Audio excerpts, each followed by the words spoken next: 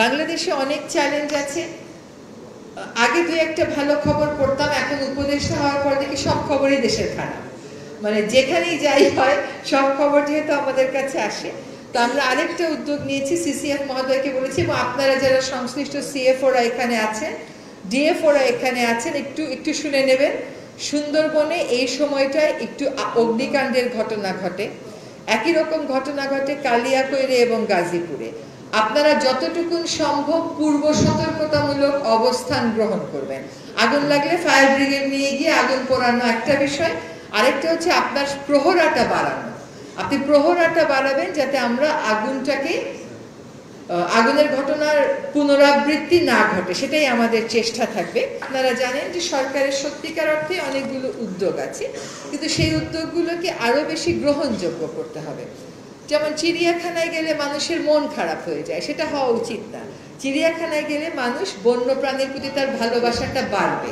তো আমরা সেটাকে চিন্তা করতে পারি, যদিও ওটা আমার মিনিস্ট্রি না, ওটা স্ট্রেঞ্জলি এনাফ যে মিনিস্ট্রি অফ লাইভস্টক অ্যান্ড এগ্রিকালচারের, ওটা বন বিভাগের না, কিন্তু ওইখানেও আমরা উন্নয়নটা কিভাবে করা যায়, সাফারি পার্কগুলোকে কি করে স্ট্রাকচার কমিয়ে দিয়ে সাফারি পার্ক হিসাবেই গড়ে তোলা যায়, যেখানে বন্যপ্রাণী ছোটাছুটি ঘোরাঘুরি করতে পারবে। এবং সেখানে হাতির জন্য আমরা ক্যাপটিভ হাতি ধরলেই গিয়ে ওই সাফারি পার্কে দিয়ে আসি, তো ওইটার আর পরবর্তী রক্ষণাবেক্ষণ করা হয় না।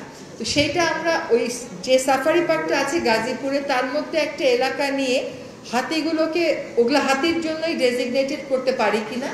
আমাদের অনেক বন্যপ্রাণী সাফারি পার্কে আছে, একটা মাত্র ভেট আছে, এটা দিয়ে তো এত বন্যপ্রাণীর আপনি চিকিৎসা করতে পারবেন না ওইখানটাতে। সেখানে আপনাকে সক্ষমতা বাড়াতে হবে, সেজন্য আমরা বিদেশের সাথেও কথা বলছি। এই কাজগুলো আমরা করব। বন্যপ্রাণীকে মানুষ যেন ভালোবাসে, বন্যপ্রাণী যেন বনেই প্রাথমিকভাবে থাকে, তার জন্য যেন আবাসস্থল সৃষ্টি হয়, বনটা যেন আমরা তার জন্যই ছেড়ে দিই, এইগুলো দর্শন নিয়েই মূলত আমরা কাজ শুরু করেছি। আশা করি এই বছরের শেষ নাগাদ বেশ কিছু কাজ আপনারা দৃশ্যমান অবস্থায় দেখতে পাবেন, কিন্তু কাজগুলো সুফল পেতে আরেকটু সময় আপনাদেরকে অপেক্ষা করতে হবে। আমরা কেবল যে ময়ূর প্রকৃতিতে ফিরিয়ে দেওয়ার কথা ভাবছি তা না, আমরা কিন্তু ময়ূরের যে আবাসস্থল মোস্ট পপুলার মধুপুর শালবন, সেখানেও শালবন ফিরিয়ে আনার চেষ্টা করছি। আমরা আশা করছি এপ্রিল মাসে আমরা 135 একর 150 একর শালবনের মধ্যে 150 একর যেখানে এখন অন্যান্য গাছ আছে যেমন ইউক্যালিপটাস, আকাশমণি, ওগুলো সরিয়ে এই বর্ষায় আমরা 150 একর জায়গাতে শালবন ফিরিয়ে আনতে বদ্ধপরিকর। কাজে একটার সাথে একটাকে সম্পৃক্ত করে আমরা কাজ করব। খুবই ভালো লাগলো আজকে যারা পুরস্কার পেয়েছে, তোমাদের সকলকে অভিনন্দন। আমরা বন্যপ্রাণীকে বনে ফিরিয়ে দিতে চেষ্টা করব, বন্যপ্রাণীর প্রতি রূঢ় আচরণ করব না, তার নিরাপত্তা নিশ্চিত করব।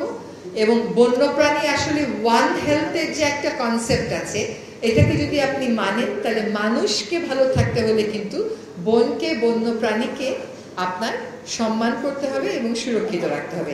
আপনাদেরকে আগেই বলেছি যে আমার জন্য একজন অতিথি অপেক্ষা করছেন, সকলের কাছ থেকে অনুমতি নিয়ে আমি আজকে এখানে শেষ করছি।